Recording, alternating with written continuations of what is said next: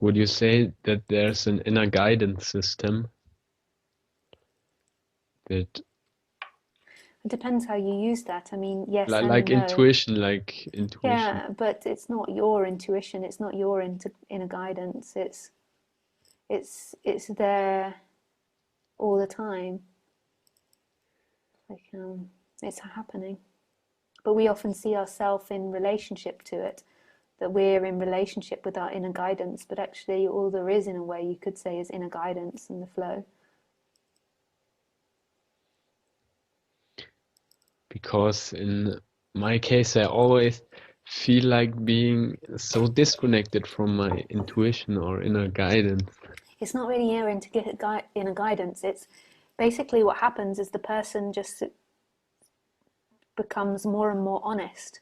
So you don't have to get more in touch with your inner guidance as a positive. You just have to be more honest with your lies and see that they're not true.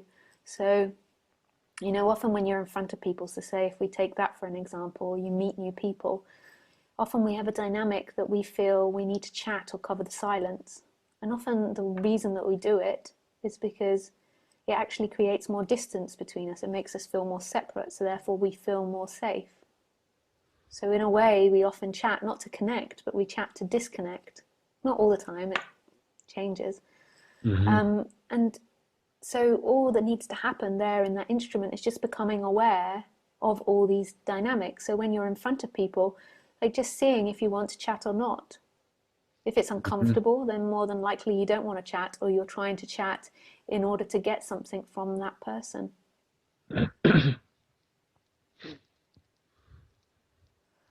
Um, the same can go with eating, the same can go with your work. Like, and you've got to go back to what the experience is. Am I enjoying this? We normally have an idea that we enjoy work or we enjoy socializing, but actually we don't. We feel stressed when we're doing it. So just investigating it. So it's not that you've got to find your inner guidance, you've just got to see what's not true, what's the lie.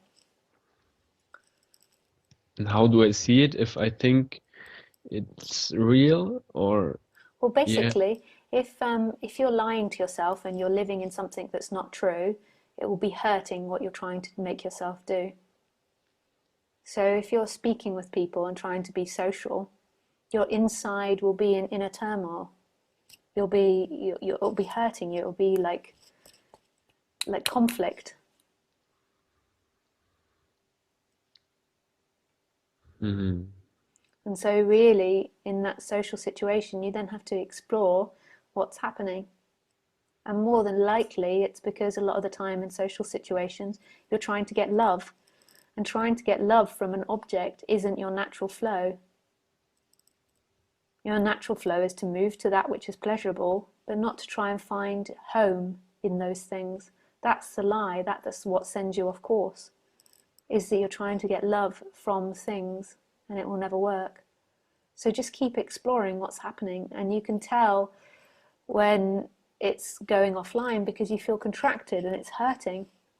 You're not, was you're resisting it. You can just feel it, and it's happening all the time. So you might be having a conversation with someone and someone says, "Oh, you're angry," and then your instant response is, "I'm not angry. Da da da da da. How dare you say that?"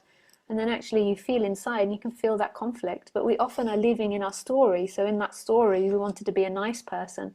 So we didn't want to be seen as angry. So then when we were seen as angry, it doesn't match with what we want to be. But we want to be something and we want to be somebody in order to be loved. And love is your nature. So just see those dynamics playing out. Be honest with yourself. Not mentally honest with yourself, in your body, in your sensations. Hmm.